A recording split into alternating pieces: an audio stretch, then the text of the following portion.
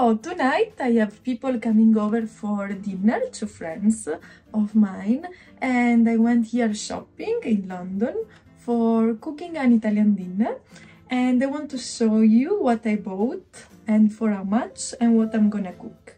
So I was thinking about cooking gnocchi alla Sorrentina, and I will also show you the recipe.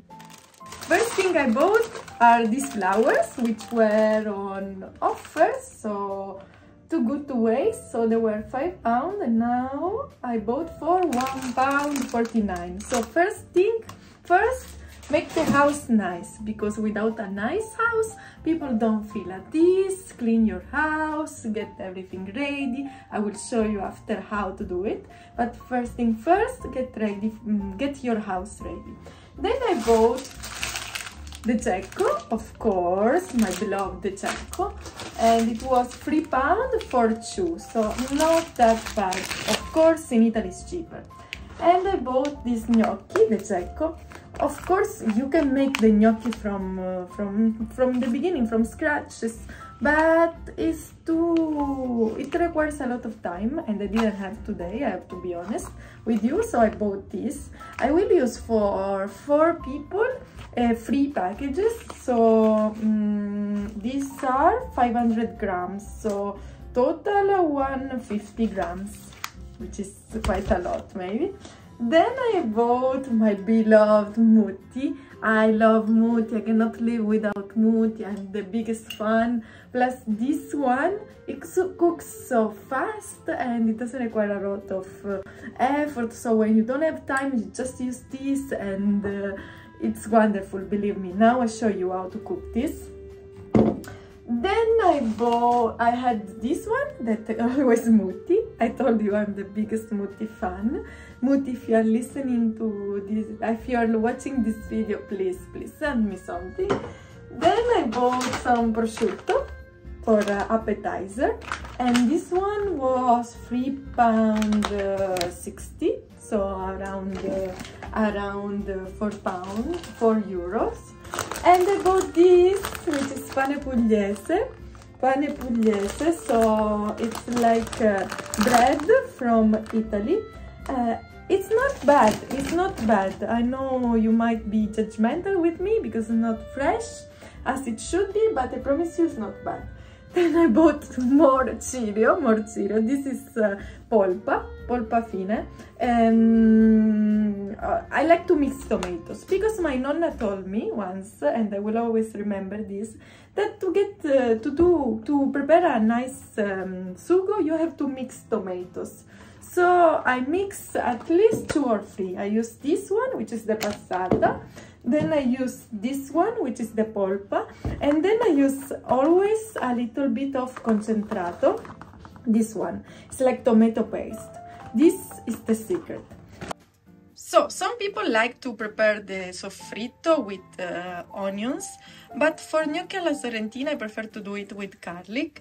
And since there are people over and I don't know if they love garlic or not, I prefer to keep it like entire, like this, 2 cloves, and then remove them once they are done, so that if they don't like to eat garlic and smell garlic all night, they can still taste it but without eating it.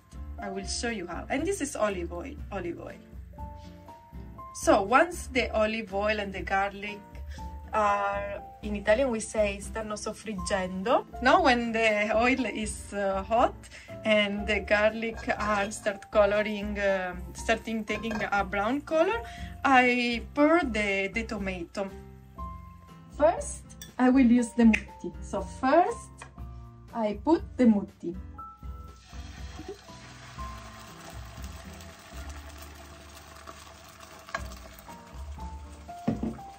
Then I put the polpa. This one, the polpa. When these two are in, what I do is that I pour a little bit of water inside this bottle, just a little bit, not too much, a little bit, like this. And then I shake, shaky, shaky, shaky, shaky. I shake. I take all the tomato that is inside here and I pour inside with the other passata. Maybe there's a little more left. I do the same thing with this, not to waste anything. And so your tomato is not too thick.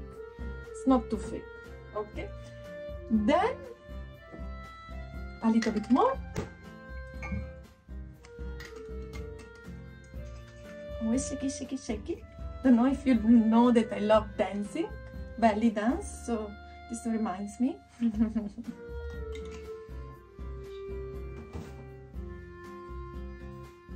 You see, our 2 tomatoes are here. Then I take this wooden spoon, which was scary. For me, it's scary, the sight of this, because in the past, I hope YouTube won't get angry at me, this was a weapon in the hands of Italian's mom. So I take a wooden spoon and I try to mix together all the ingredients. Then what I like a lot inside tomato sauce, I don't know if this is like in Italy, each one has its own version of tomato sauce, right?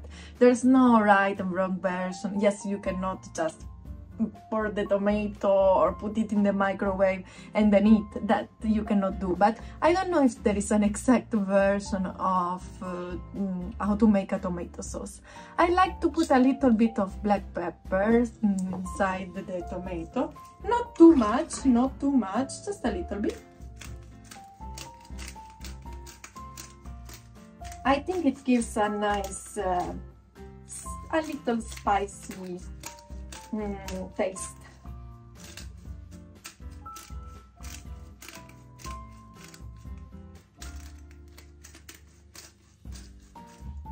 By the way, my friends who are coming are not Italian. One is Indian, the other one is from Luxembourg, and the other one is from France. So I have international guests tonight here tasting our traditional Italian food.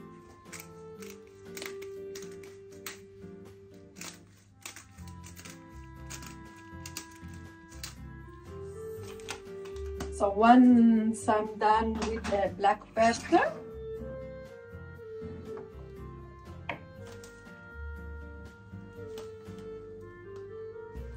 I leave my sugo here on the pan cooking. I cover it with a lid, a big lid, and I cook it for 15 to 20 minutes like this. But of course I remember my grandmother cooking it for hours and hours and hours. I remember that when I was a little girl, I used to stay with her not all summer, but 1 month, because she used to have a house near the beach in Calabria. So we used to go there, like all the family, a lot of cousins and my aunt. It was nice. And in my childhood memories, I remember I was waking up during during my summer days with my nonna. And already, as soon as I used to wake up, I used to smell the smell of fresh tomato getting ready on the fire, and it was so nice, believe me, so nice. And it started, like, my nonna started cooking tomato at 6 in the morning, 7 until 12, so long hours. Nowadays, like, time is very precious and we don't have that much, so we waste time in other things. Maybe it would be better just to cook tomatoes slowly instead of doing all the stupid things we do nowadays. But anyway, this is not an existential philosophical channel, but Yes, it was part of the daily Italian life to enjoy not just eating, but also cooking food for your husband, cooking food for your family, cooking good food very slowly, very slowly. So one secret is to spend time with the food, because if you spend time with the food, you will create a relationship with it. And the relationship is love. If then you share this relationship with people around you, then you create magic.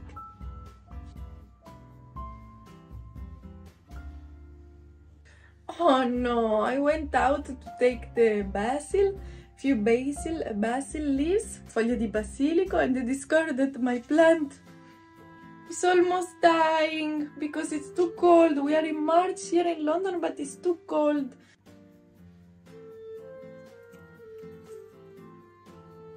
Always cut the leaf on top. The one on top, see? Now this plant is like dying, so it's fine. But always cut it from the top. Tomato is cooking here at low flame, very low. In the meantime, I'm drinking hot water, a habit I took from my Indian friend, and I decided to cut the bread because I will prepare also. I will also make few bruschettas with nduja, guys, with nduja, with pomodoro both, and with Gnocchi, since my friend is French. So sometimes you have to know that young Italians, we mix also. We don't always cook just tomato carbonara, matriciana. We like to experiment things. Like my sister, for example, she's a big fan of Asian food. So nowadays she always cooks pad thai and noodles. So Italians, we are evolving, you know, as well. We are changing without forgetting our traditions, but innovating a little bit. Here I have my 3 slices of bread. I cut them into half.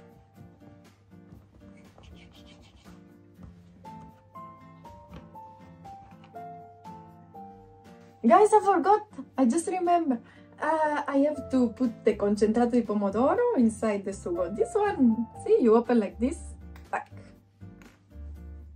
And let me put inside our beautiful tomato.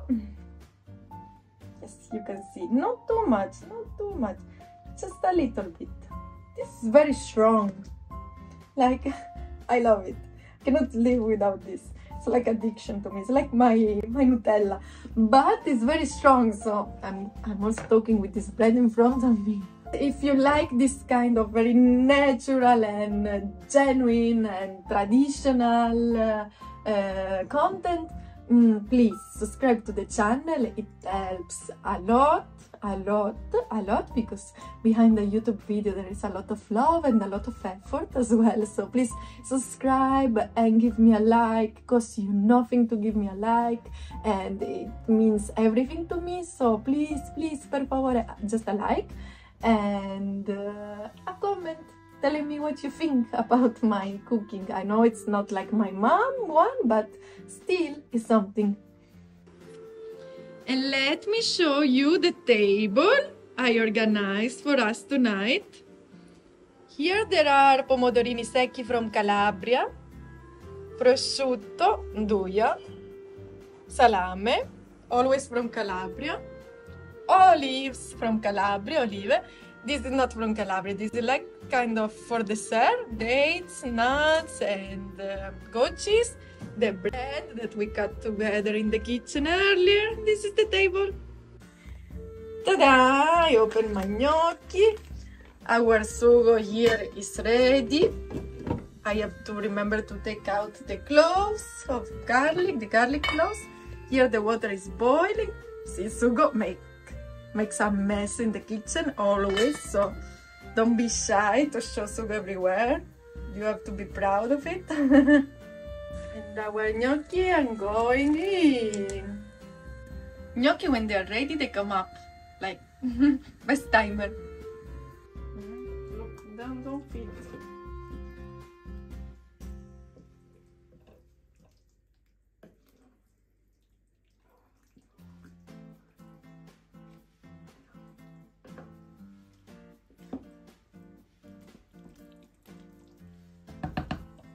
I put our gnocchi inside the tomato. Look, they are so nice.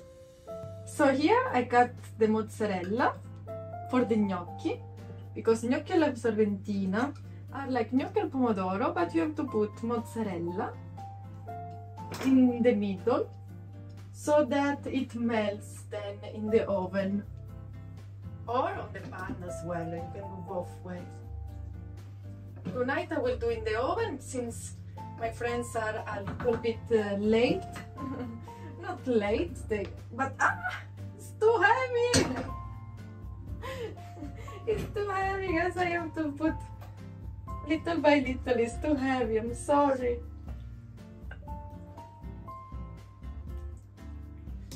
See, the mozzarella melts and creates a nice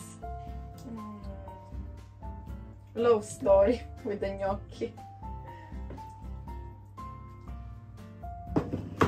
Maybe I made a little bit too much, but you never know how much people eat, and it's better to have food remaining than to not give people enough food. This is like Italian policy. You cannot cook like a little and expect people just to finish everything. Like, it's not good if everything at the end of the dinner is gone. Like, then you didn't cook enough. You have to cook more so that it remains. On top I just put a little bit of Parmesan cheese because it's nice, and then it burns a little bit in the oven, creates a nice crust on top. It's nice. What?